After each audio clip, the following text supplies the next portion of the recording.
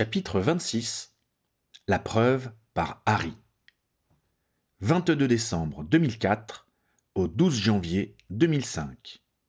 L'affaire sortit dans les journaux 2 jours après l'audience ayant décidé que la garde de Benjamin Grimstone devait être momentanément retirée à ses parents. Visiblement, les Grimstone avaient choisi cette stratégie pour mettre l'opinion publique de leur côté et obliger le ministère à revenir sur sa position. La période de Noël ajoutait encore un aspect tragique à la situation familiale. Mr. et Mrs. Grimstone présentèrent Harry comme imbu de lui-même, prêt à tout pour imposer sa vision des choses. Ils s'interrogèrent sur les méthodes utilisées pour les discréditer, des méthodes moldues, et sur l'étrange bienveillance dont avait fait preuve la Cour à l'égard d'un dossier sans queue ni tête. Fawcett dut monter au créneau et indiquer que ce qui était opposé aux Grimstone étaient les observations convergentes des aurores, des guérisseurs et d'un juge du Magène Magot. Harry et Pritchard furent également interrogés, mais se réfugièrent derrière le devoir de réserve pour ne pas répondre aux questions. Harry fut surpris de la passion dont les gens faisaient preuve pour une affaire dont il ne connaissait ni les tenants ni les aboutissants. Visiblement, les mots « Noël »,« enfant » et « séparé de ses parents » les faisaient réagir comme si c'était leur famille qui était en cause. Il avait également des partisans qui rappelaient que toutes les causes défendues par le survivant s'étaient révélées justes et que si celui-ci considérait que les parents présentaient un danger pour leur progéniture, il devait avoir de bonnes raisons.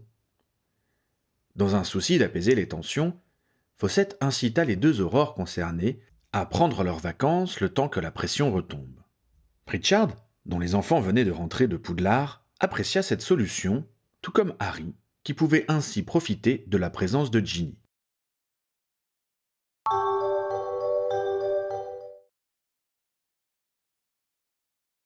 Pour prendre du recul vis-à-vis de cet épisode qui remuait de difficiles souvenirs pour Harry, le couple Potter se réfugia dans le monde non magique. Hermione leur conseilla un chalet dans les Alpes françaises où ses parents avaient pris des vacances l'année précédente. Ils s'imprégnèrent de la beauté de la montagne sous la neige, s'initièrent aux balades à raquettes et mangèrent de la fondue. Ils firent même une mémorable bataille de boules de neige qui leur rappela les hivers dans le parc de Poudlard. Le 26 décembre, ils fêtèrent leur anniversaire de mariage dans un bon restaurant et finirent la soirée devant le feu de bois de leur chambre. Ginny, qui regardait les flammes dans les bras de Harry, fit remarquer. « Il faudrait peut-être qu'on se décide pour le prénom du bébé. »« Tu as terminé ton livre, quel prénom pour un bébé sorcier ?» la taquina Harry. « Tu n'y as jamais réfléchi ?»« Comme je suis certain que tu as déjà ta petite idée, j'attendais que tu m'en parles, » répondit prudemment Harry. « Je t'en parle. Souhaites-tu un prénom qui rappelle ceux qui ont cours dans ta famille ?»« Pourquoi pas en fonction de la tienne ?» demanda Harry. « Parce qu'avec les enfants de mes frères, je pense que nous arriverons à caser tous les noms que nous voulons, » expliqua doucement Ginny.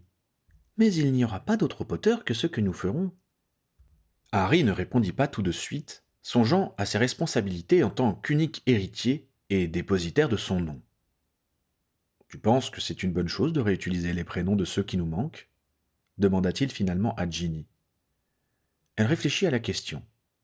« Je ne sais pas si on peut répondre oui ou non de façon catégorique. Tout dépend de ce qu'on met dans ce rappel. Il ne faut pas qu'un enfant ait l'impression qu'il est là pour remplacer ceux qui sont partis.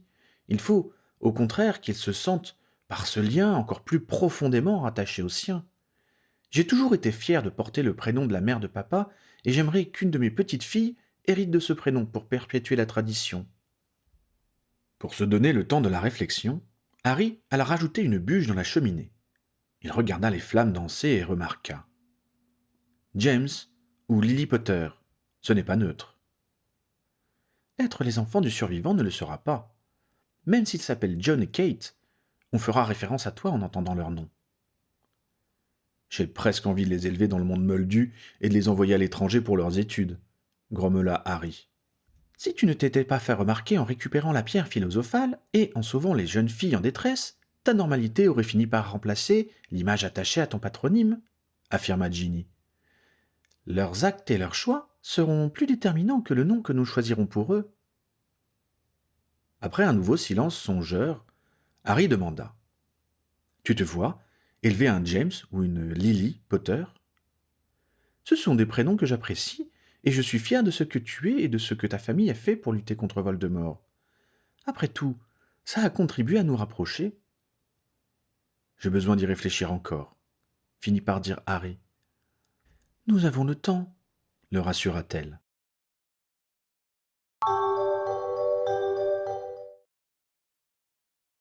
De retour au ministère, Harry apprit que les Grimstone avaient porté plainte contre le bureau des Aurores pour ingérence abusive et qu'il faudrait de nouveau défendre leur position devant une cour.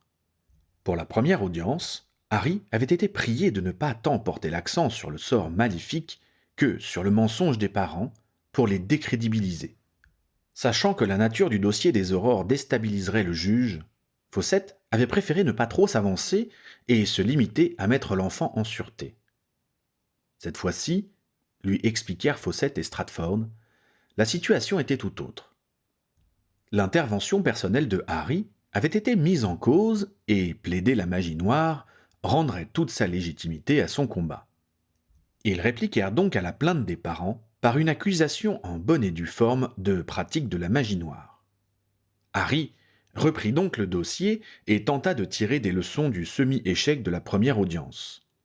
Au fur et à mesure qu'il développait son accusation, son argumentation prenait la forme d'une véritable plaidoirie. Ce n'est pas trop long, finit-il par s'inquiéter. C'est beaucoup plus long et argumenté que d'habitude, admit Fawcett, qui suivait ça de près. Mais, juridiquement parlant, ton temps de parole n'est pas limité. La seule règle qui s'impose est que l'accusé ait la parole en dernier. Dis ce que tu as à dire, c'est notre seule chance de démontrer notre point de vue alors que la victime ne témoigne pas et que les résidus de magie noire ont été effacés. La presse était déchaînée et, bien que Harry fasse son possible pour ne pas la lire, des titres s'imposaient parfois à lui dans l'ascenseur du ministère ou sur le bureau de ses collègues. Consciente que ce n'était pas le moment de rendre publique la paternité prochaine du survivant, Ginny n'osait plus sortir à visage découvert et apprit à se transformer comme son mari le faisait. Elle aidait toujours ses frères au magasin, mais restait discrètement dans l'arrière-boutique, n'étant pas aussi assurée que Harry dans la métamorphose de ses traits, arrivant tout juste à changer la couleur de ses cheveux et allongeait son nez devant un miroir. Compréhensif, son club affirma aux journalistes qui s'étonnaient de ne pas la voir à l'entraînement qu'elle était en rééducation suite à une blessure au poignet et promit son retour pour le mois suivant. Malgré les protestations des journaux, la nouvelle audience fut elle aussi annoncée à huis clos. Harry s'en réjouit, n'ayant pas envie de soutenir ce dossier devant un public avide de sensationnel. Fawcett doucha son sentiment de satisfaction. Le problème est que les parents pourront raconter ce qu'ils veulent ensuite et laisser entendre que le procès n'a pas été équitable.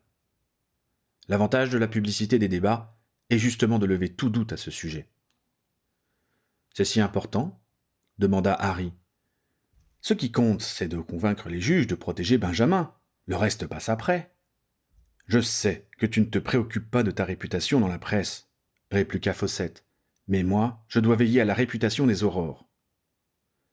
Harry faillit répondre que les Aurores n'avaient jamais tant failli à leur devoir que lorsque les journaux semblaient approuver le sale boulot dont ils étaient chargés, mais il se retint. Si Fawcett était à ce poste, c'est qu'il avait prouvé que, même pendant l'année des ténèbres, il n'avait pas fait le jeu des mange-morts. L'expérience m'a juste appris qu'à long terme, il vaut mieux agir selon ses principes que de perdre du temps à faire ou dire ce que les gens attendent de vous, tempéra Harry. Quoi qu'il en soit, la décision ne nous appartient pas, conclut Fawcett. Je vais voir avec Kingsley la façon de gérer cette affaire à mon niveau.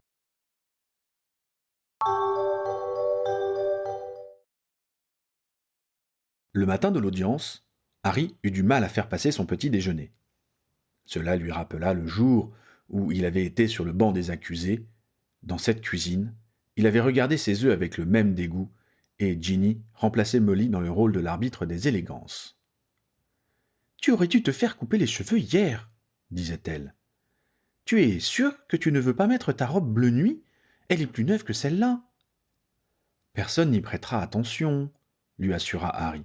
« Il n'y aura pas de public. »« Oui, mais toi tu sauras que tu es à ton avantage. » Je préfère me sentir à l'aise dans ma vieille robe et dans mes chaussures usagées, répliqua-t-il d'une voix agacée.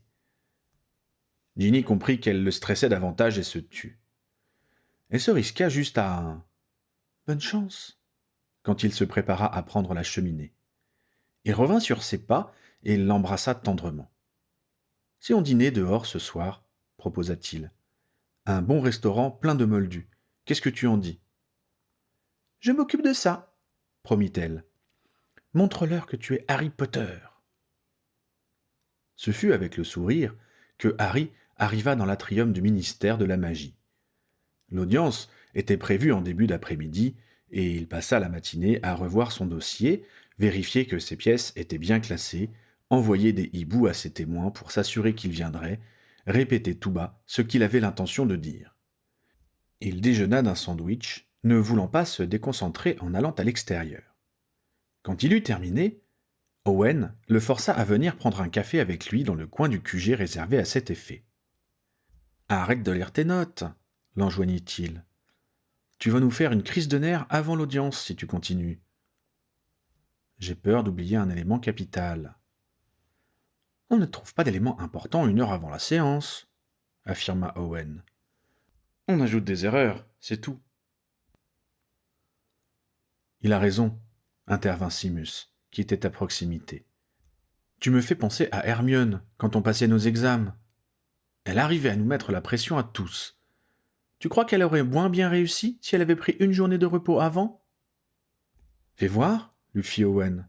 Ah, regarde, tu as mis de la mayonnaise sur ta manche. Tu n'avais pas une robe plus neuve à mettre? Demanda-t-il en lançant un sort de nettoyage. Tu as reçu un hibou de Ginny ou quoi? Grogna Harry. C'est important, l'apparence, assura Owen. Fiche-lui la paix, l'enjoignit Angelina, qui avait repris son poste depuis 2 mois. T'es parfait, Harry. Fais ton boulot et c'est tout. Harry échangea avec elle un regard amical. Leur relation avait évolué du fait de leur appartenance à la même famille.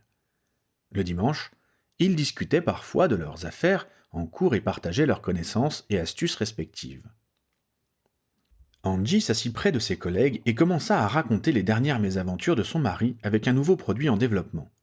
Harry avait déjà entendu l'histoire de la bouche de Ginny, mais l'image de George, réduit au silence pendant 1 journée entière parce que sa voix avait complètement disparu et qu'il n'arrivait pas à trouver le contresort, le fit encore rire. Ginny, qui avait assisté à la scène, avait ajouté qu'on ne pouvait que se féliciter de sa mutité, au vu des jurons que ses lèvres prononçaient. Quand Pritchard revint de sa pause déjeuner, il parut étonné de retrouver Harry en train de plaisanter avec ses amis et s'efforça de se mettre au diapason pour ne pas renvoyer son collègue à sa nervosité. Lorsqu'ils sortirent du QG avec leur dossier, il le prévint cependant. « Les journalistes et plein de curieux campent devant la porte de la salle d'audience. On va devoir passer parmi eux pour entrer. »« On ne peut pas trouver une autre issue ?»« Malheureusement non, » regretta Pritchard.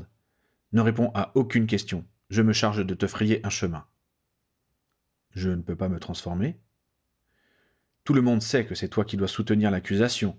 Il faut qu'on te voie entrer, sinon ils vont imaginer on ne sait quoi. » Harry grimaça en se disant que, tout compte fait, il aurait sans doute été inspiré de mieux écouter les conseils vestimentaires de sa femme. « Et nos témoins ?»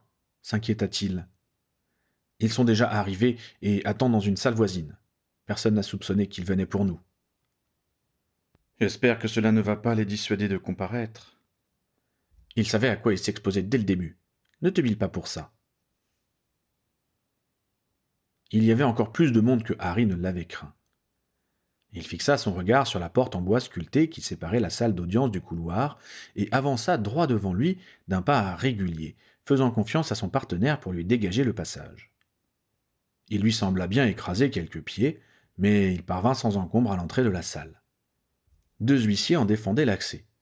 Ils les laissèrent passer tout en maintenant à distance les curieux qui hurlaient leurs questions.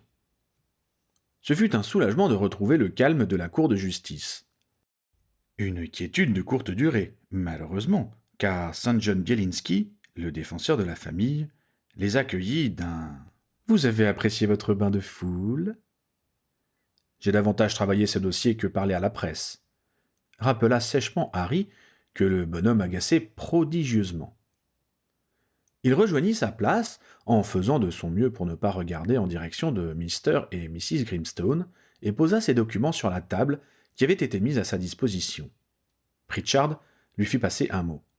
« Calme-toi, il fait son boulot, c'est tout. On gagnera comme la dernière fois parce que notre dossier est meilleur. »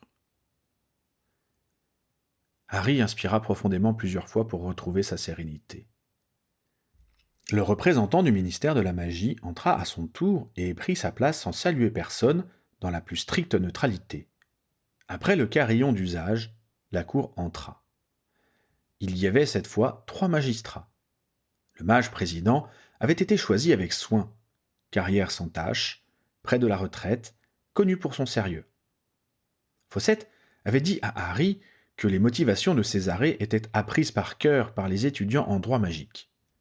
Nul ne pourrait contester sérieusement la décision qu'il prendrait. Le mage président commença en résumant les faits antérieurs. L'hospitalisation de Benjamin, le fait qu'il ne semblait pas se souvenir de l'origine de ses blessures et les conclusions de la première audience. Il eut ensuite les motifs invoqués pour porter plainte contre les Aurores, puis l'accusation en réponse qu'ils avaient soumise au Magène Magot, modifiant la nature de l'affaire. Il donna ensuite la parole aux Aurores, qui devaient porter l'accusation. Harry se leva et, après une courte introduction pour rappeler sa position, attaqua. « Je pense que nous devons nous poser 2 questions pour savoir si Benjamin a été victime d'un sort noir. Ses parents ont-ils menti sur les circonstances et la nature des blessures de leur fils? Si oui, qu'ont-ils cherché à cacher ?» Il reprit ensuite tous les arguments développés lors de la première instance pour prouver l'impossibilité manifeste de l'action de quelconque Griffe-Tout. Il ne s'étendit cependant pas sur sa démonstration, sachant que la cour avait lu son dossier et lui poserait des questions supplémentaires en cas de besoin. Il demanda pour appuyer ses dires l'audition du guérisseur Diesdorf et de Christopher Perks. L'un après l'autre, les 2 témoins furent produits. Hans Diesdorf n'évoqua pas le sectum sempra, mais décrivit précisément les lésions qu'il avait constatées, les sorts lancés sans effet et, enfin, le traitement appliqué avec succès. Perks expliqua la façon dont il s'y était pris pour obtenir les éléments dont Harry se prévalait. L'aurore fut soulagé en voyant que les juges lui posaient des questions précises. Manifestement, il prenait au sérieux son intervention dans le dossier. La défense tenta une fois de plus de se moquer des preuves que le marionnettiste avait produites, non seulement grossières mais relevant davantage du domaine de l'artistique que du juridique. Mais Harry eut l'impression que Bielinski n'intervenait que par acquis de conscience, sans se faire d'illusions sur l'efficacité de sa contre-attaque. Sur l'invitation du juge, Harry entama la seconde partie de sa démonstration. Il serait bon maintenant de se pencher sur les blessures reçues par Benjamin. Le guérisseur Diesdorf vient de vous les décrire avec précision. J'aimerais que vous vous représentiez ces longues et profondes entailles découpant la peau et la chair de façon parfaitement régulière et le flot de sang impossible à juguler avec les sorts de guérison courants. Puis-je faire entrer mon 3e témoin ? Le juge acquiesça d'un signe de tête et un homme d'une 50aine d'années fut introduit dans la pièce. Sur l'invitation de la cour, il déclina son identité. MacDougall Tearlach. Je suis luthier et j'habite à Dundee, en Écosse. Mr. MacDougall, pouvez-vous montrer votre blessure au tribunal, s'il vous plaît ? Demanda Harry. L'homme ouvrit sa robe jusqu'au nombril, dévoilant son torse. Tout le monde constata qu'il avait une cicatrice blanche, parfaitement longiligne, partant de son sternum et descendant vers sa hanche gauche. « Pouvez-vous raconter comment vous avez été blessé ?» demanda Harry. « Pour sûr. C'était le 5 mars 1980. J'étais avec ma femme quand on a entendu du bruit dehors. J'ai pas attendu pour savoir ce que c'était parce que je les attendais, moi, ces encagoulés. J'avais refusé d'entrer dans leur petite bande et ils étaient pas du genre à lâcher le morceau. Vous comprenez ? Sous prétexte que j'étais à Serpentard, ils pensaient que j'étais de leur côté, ces vandales. Mais je les avais envoyés balader quand ils m'avaient proposé de rencontrer leur saloperie de lord. Bref, je dis à ma femme de prendre la cheminée en vitesse. Elle attendait notre petite morag, et je voulais pas qu'elle prenne de risques. Ils étaient déjà en train d'entrer, et je me suis battu pour qu'elle ait le temps de fuir. J'ai réussi à en stupéfixier 2. Je me défendais pas mal en ce temps-là. Mais il y a un genou, du genre qui veut faire ses preuves, quoi, qui a foncé sur moi et qui m'a lancé un maléfice. J'ai eu l'impression qu'il m'avait coupé en deux. Par chance, j'ai été projeté en arrière et je suis tombé dans ma cheminée. Comme ma femme avait fait tomber le pot de poudre de cheminette, les flammes étaient vertes. Alors, je me suis recroquevillé sur moi-même pour être le plus possible dedans et j'ai hurlé « Sainte Mangouste !» J'étais dans le potage quand je suis arrivé là-bas, mais ils ont fait ce qu'il fallait puisque me v'là devant vous. Merci, Mr. McDougall, enchaîna Harry. Comme vous pouvez le constater, la blessure part de la droite et descend vers la gauche. C'est une coupure nette, sans accroc, et qui est toujours apparente 25 ans plus tard, preuve que de la magie noire en a été la cause. Harry vit le regard de tous ses interlocuteurs remonter jusqu'à son front à lui. La réaction de son coéquipier quand il avait proposé cet argument l'y avait préparé, et il enchaîna sans temps mort. J'aimerais maintenant vous faire entendre un autre témoin. Médic-hommage Herbert Huskinson, se présenta le suivant qui avait la soixantaine sémillante. Chef du service des blessures par créatures vivantes à Sainte-Mangouste. Pouvez-vous raconter ce qui s'est passé le 5 mars 1980 lui demanda Harry. Bien entendu. C'était aux environs de 20 heures. Le soir était tombé et je venais de prendre mon service. Je faisais des nuits encore, en ce temps-là. Il faut vous rappeler qu'à cette époque, on était en pleine guerre et on ne pouvait pas laisser n'importe qui entrer, même à l'hôpital. On avait donc 2 policiers qui gardaient l'unique cheminée qui était reliée au réseau. L'un d'eux m'a fait appeler car un mourant était arrivé. Je reprends ses propres termes. « Quelle mémoire !» fit remarquer Saint John Bielenski d'une voix faussement admirative. « Certains faits marquent plus que d'autres, » répondit le témoin sans sourciller. « Je reprends. Je suis venu le plus vite possible. Effectivement, le pauvre R avait l'abdomen ouvert. Il saignait abondamment et l'on pouvait voir certains organes prêts à sortir. Il n'a évité l'éviscération que par la position qu'il avait prise en entrant dans sa cheminée et dans laquelle il se trouvait toujours. Bien entendu, je lui ai immédiatement appliqué les sorts habituels, mais rien ne semblait pouvoir refermer la blessure. Je n'ai pas pour habitude de me tromper dans mes incantations, et j'ai tout de suite compris que c'était une plaie causée par un sortilège noir. C'était loin d'être rare, hélas, en ce temps-là, et nous avions tout ce qu'il fallait pour les soigner. Il n'empêche que le bonhomme était bel et bien en train de mourir. C'était une question de secondes. Alors je n'ai pas hésité. J'ai utilisé une technique moldue. Il toisa le tribunal, comme pour mettre les juges mages au défi de lui faire le moindre reproche. Quel genre de technique ? Demanda simplement le président. Le pansement compressif, explicita le témoin. Vous comprenez, les malheureux n'ont pas nos moyens magiques, alors ils se contentent de méthodes simplettes, voire barbares, mais parfois étonnamment efficaces. J'ai invoqué des bandes de gaz et j'ai enroulé mon patient dedans, en serrant bien fort pour comprimer la plaie, empêcher le sang de jaillir et les organes de sortir. Cela m'a donné le temps de faire venir ce dont j'avais besoin, et notamment un cataplasme à base de racines de mandragore pour absorber toute la magie. Ce n'est que plusieurs heures plus tard que nous avons pu le soigner pour de bon. Mais la réparation a laissé des traces, comme toujours quand la magie noire a eu le temps de faire son œuvre.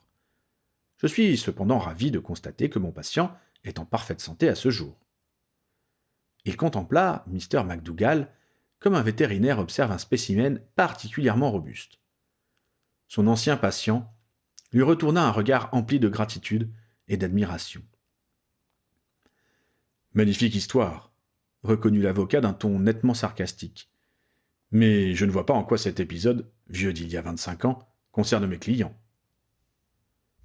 « Je vais y venir, maître Bielinski, si je peux continuer ma démonstration, » assura Harry. « Avant que l'aurore Potter ne reprenne, avez-vous des questions à poser aux témoins ?» demanda le mage président à la défense. « Je ne voudrais pas interrompre la remarquable prestation de M. Potter. » Indifférent à l'ironie, Harry continua.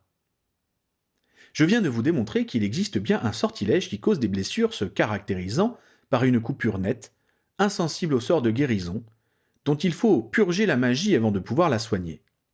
Ce temps perdu a pour conséquence de laisser une cicatrice, là où un sort commun ou un accident domestique correctement pris en charge ne laisse pas de traces. Cela fait beaucoup de points communs avec ce que vient de vous décrire le guérisseur Diesdorf, vous ne trouvez pas ? Sans attendre de réponse à sa question, Harry passa au point suivant. J'aimerais que nous nous penchions plus précisément sur ce sort, le sectum sempra. Harry fit parvenir au juge et à la défense un dossier contenant des pièces fournies par le bureau des aurores. Vous avez sous les yeux les archives de l'infirmerie de Poudlard qui fait état à 2 reprises, en 1977, de blessures correspondant à la description que nous venons de vous fournir. Vous avez le compte-rendu des blessures constatées par l'infirmière de l'époque. Malheureusement, celle-ci est aujourd'hui décédée, tout comme ses 2 patients. À partir de la fin de l'année 1978, les archives de Sainte-Mangouste font apparaître les mêmes plaies sur des victimes de mange-morts. On peut raisonnablement penser qu'une jeune recrue, après avoir passé ses aspics l'été 78, a fait connaître ce sort dans cette barbare confrérie. Harry fit une pause pour laisser à ses interlocuteurs le temps de digérer les informations qu'il venait de leur donner, puis continua. À cette époque, comme l'a fait remarquer Mr. McDougall, les adeptes de la magie noire se recrutaient essentiellement à Serpentard. Tous les Serpentards ne sont pas devenus mange-morts, mais une grande partie de ceux qui ont été arrêtés et jugés après la guerre y avaient fait leurs études.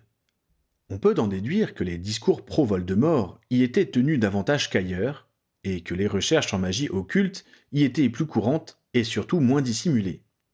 Or il se trouve que Mrs. Catherine Grimstone a appartenu à cette maison de septembre 1969 à juin 1977. Elle a donc matériellement eu la possibilité d'être instruite de ce sort par son inventeur. Pour la première fois depuis qu'il était entré dans la salle, Harry regarda la mère de Benjamin. Elle était livide, les yeux fixés sur lui. Son regard empli de rage froide donna à l'aurore la certitude qu'elle était parfaitement capable de jeter le maléfice. « Je suppose que cet inventeur va sortir de la salle des témoins et nous affirmer qu'il a lui-même enseigné ce sortilège à ma cliente », intervint St. John Bielinski. « Tu sais bien que non, » pensa Harry rageusement. « Si c'était le cas, je ne me serais pas donné le mal de faire cette démonstration. »« L'inventeur est décédé, » l'informa-t-il le plus calmement possible. « Quel dommage ! Et pas de preuves matérielles indiquant son nom ou son appartenance à la maison Serpentard, du temps où ma cliente y était, je suppose. »« Non, » dut admettre Harry. Le défenseur en profita pour s'engouffrer dans la brèche. « Nous devons donc nous contenter d'une démonstration contenant beaucoup de suppositions. Pas de preuves directes, pas de témoins ayant vu ma cliente pratiquer ce sort. Allons-nous faire juger par ce tribunal tous les Serpentards ayant fréquenté Poudlard à cette époque ? Tiens, nous en avons déjà 2, Mr. McDougall et l'Aurore Pritchard. » Ce dernier ne réagit pas. Harry également resta impassible. Il savait que sa démonstration n'établissait pas la culpabilité de Mrs. Grimstone. Son but était seulement de convaincre les juges que la possibilité existait. « Était-ce votre conclusion, Aurore Potter ?» demanda le juge. « Non, mage président. Je continuerai ma démonstration avec votre permission. Nous vous écoutons. » Nous avons vu que Benjamin ne peut pas s'être blessé dans un massif de Griffetou.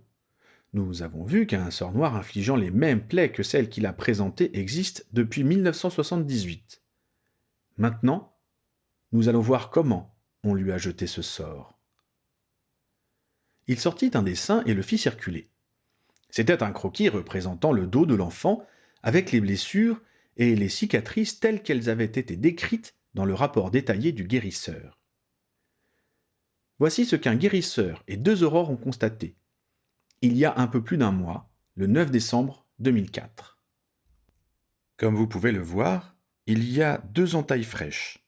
La première part de l'épaule gauche et descend vers la hanche droite.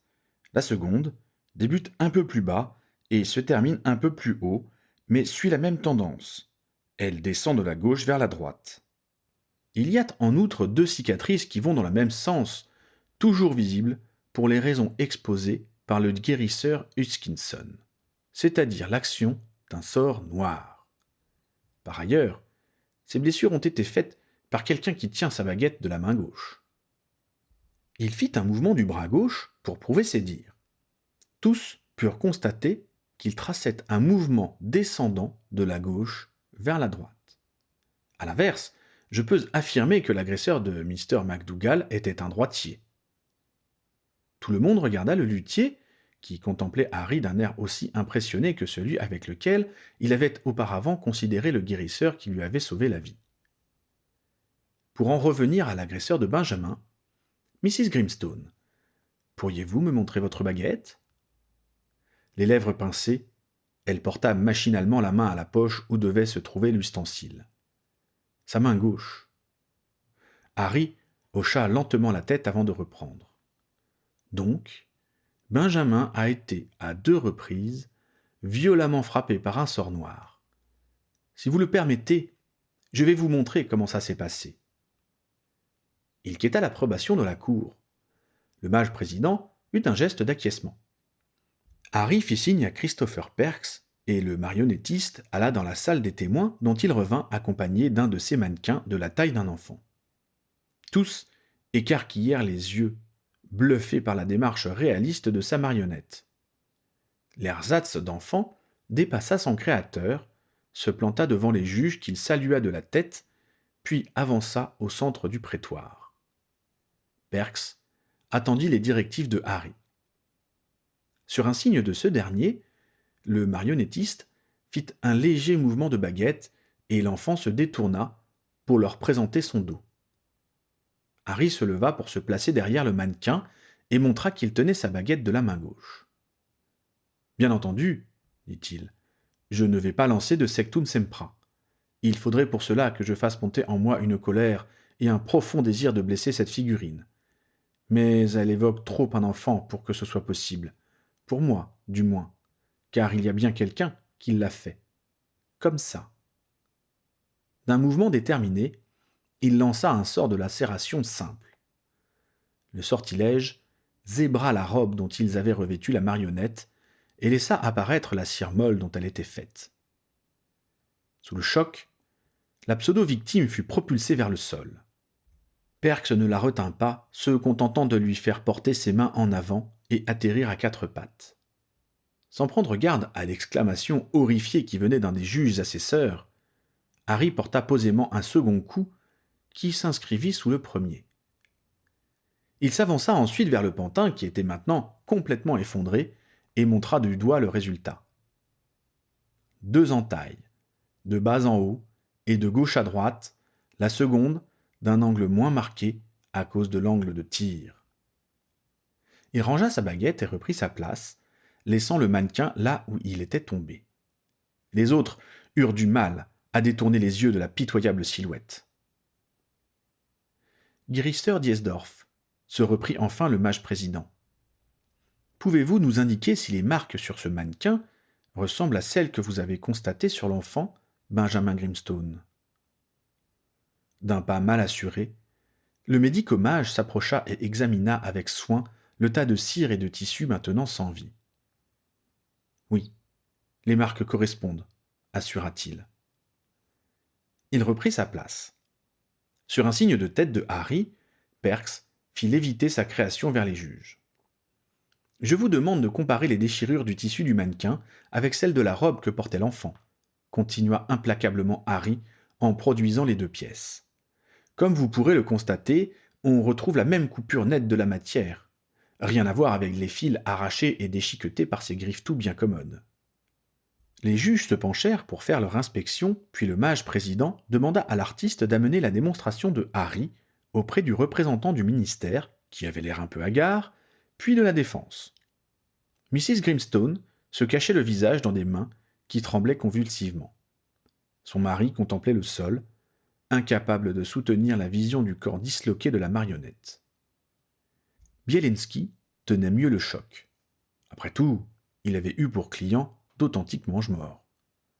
Il avait un visage inexpressif, mais Harry savait qu'il réfléchissait à toute allure pour adapter sa plaidoirie aux nouveaux éléments apportés. Quand la défense fit signe qu'elle avait terminé d'examiner ce qu'on lui avait mis sous le nez, Perks déposa son œuvre sur un banc réservé au public, prenant soin de choisir un endroit qui n'était pas dans la ligne de mire du tribunal. Harry le lui avait préalablement spécifié, ne voulant pas abuser de son artifice. Tout le monde sembla soulagé de la voir disparaître. Je n'ai plus qu'à conclure, dit Harry, la bouche sèche, se retenant de se frotter les yeux d'un geste las. Benjamin n'a pas été blessé par des griffetous. Benjamin a été victime d'un sort noir. Au vu de ses cicatrices, ce n'était pas la première fois, même si les coups précédents, sans doute portés avec moins de violence furieuse, ont pu être soignés par ses parents. Benjamin a été sauvagement attaqué par une personne qui tient sa baguette de la main gauche, comme sa mère. Sa mère qui a fréquenté de près l'inventeur de ce sort. Sa mère qui a menti sur les circonstances du drame, qui a pratiquement tué son fils. Sa mère qui ne nous donne aucune explication valable de la façon dont son enfant s'est retrouvé avec 2 entailles mortelles. Harry prit une profonde inspiration avant de se lancer dans la dernière ligne droite. Le bureau des aurores est persuadé que Mrs. Grimstone a grièvement blessé son fils à l'aide d'un sort noir, le Sectum Sempra. Elle était sur place, elle connaissait le sort, elle est gauchère. Nous demandons à ce titre qu'elle soit emprisonnée à Azkaban pour la durée que le tribunal jugera bon. Dans le cas improbable où la Cour ne jugerait pas les charges contre Mrs. Grimstone suffisantes pour l'inculper pour usage de la magie noire, nous tenons à souligner que Mr. et Mrs. Grimstone ont menti pour couvrir un criminel qui a sauvagement attaqué leur enfant et dont la place est à Azkaban. Ils ne reconnaissent pas les faits et ne l'ont pas signalé aux autorités compétentes. Et c'est la seconde fois qu'un tel drame se produit. Ce faisant, Mr. et Mrs. Grimstone ont montré qu'ils sont incapables de garantir la sécurité de leur enfant et que celui-ci doit être au plus vite mis à l'abri de leurs agissements ou de leur négligence coupable. Nous demandons que l'enfant Benjamin Grimstone soit retiré de la garde de ses parents et élevé par une famille choisie par le ministère. Ayant terminé, il se rassit, les jambes coupées, la tête bourdonnante. Pritchard lui fit passer un papier sur lequel il avait écrit « Bravo !» Complètement vidé, Harry n'arriva même pas à sourire. Comme dans un rêve, il entendit le président demander aux représentants du ministère de la Magie s'ils souhaitaient s'exprimer. « Je m'en remets au bureau des aurores », déclina ce dernier. « La parole est à la défense », déclara le mage président. Harry vit St. John Bielinski se lever et commencer sa plaidoirie. Il n'arriva pas à se concentrer sur ce qu'il disait, mais, à ses côtés, son partenaire prenait des notes. Au bout d'un quart d'heure, Harry parvint à émerger et comprit que le défenseur des Grimstone avait définitivement renoncé à la thèse des Griffetous et ne contestait même plus le Sectum Sempra. Il se contentait de sauver les meubles et de tenter d'éviter à sa cliente l'inculpation pour magie noire.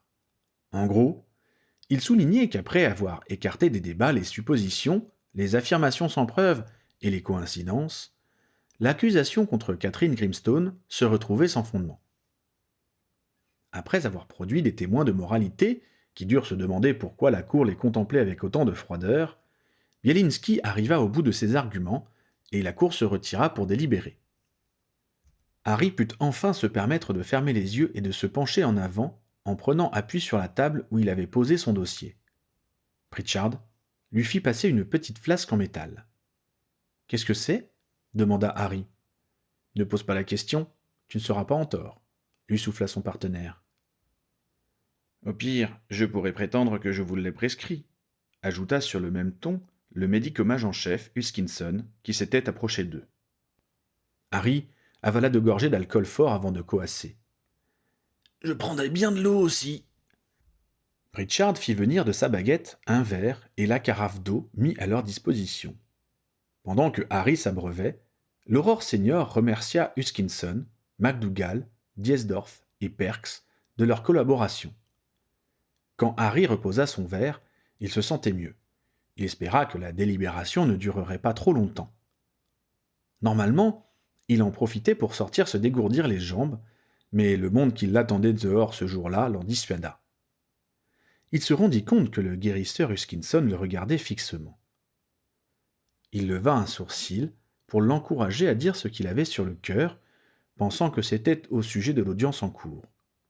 « Je vous avais croisé 1 ou 2 fois dans un lieu public, monsieur le survivant, » dit lentement Huskinson. « Et j'avoue que je m'étais demandé comment vous aviez fait pour vaincre vous savez qui. Maintenant, je me l'explique mieux.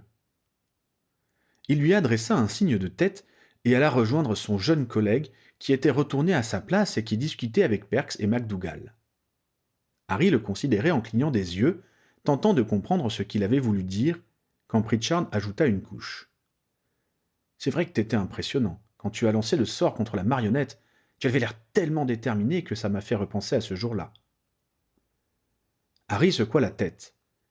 Il n'avait pas besoin d'entendre ça, et l'idée que cela le poursuivrait sans doute toute sa vie n'était pas pour lui remonter le moral. Il sortait sa montre de son gousset pour la 10e fois quand, enfin, le carillon annonça le retour de la cour. Les 3 juges prirent place et le mage président annonça la décision prise. Après avoir entendu les différentes parties au procès, la cour en a ainsi décidé. L'enfant Benjamin Grimstone est définitivement retiré à la garde de ses parents et mis sous la tutelle pleine et entière du ministère de la Magie.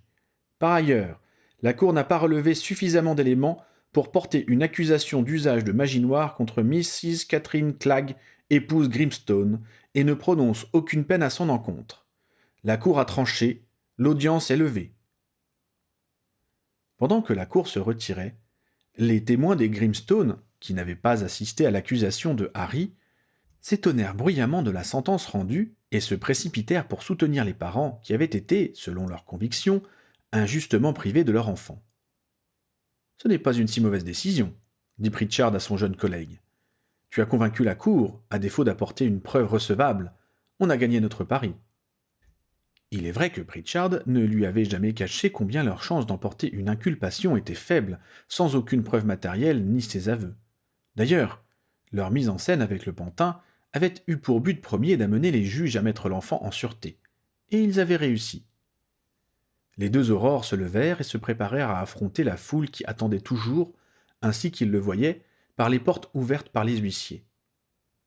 Ils s'apprêtaient à plonger dans la cohue quand Harry entendit la voix de St. John Bielinski derrière lui. « Très intéressante façon de défendre un dossier, Monsieur Potter. J'espère que nous aurons l'occasion de croiser le fer de nouveau. » Cette fois-ci, la voix du défenseur était exempte de toute trace de moquerie ou d'ironie. Mais Harry était trop fatigué pour imaginer se retrouver face à lui avec plaisir. « J'espère que vous choisirez mieux vos causes à l'avenir, » répliqua-t-il brusquement, avant de continuer sa marche, sans un regard en arrière.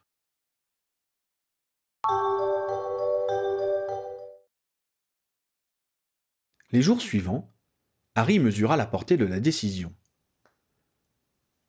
Tout le monde en parlait à leur étage au ministère.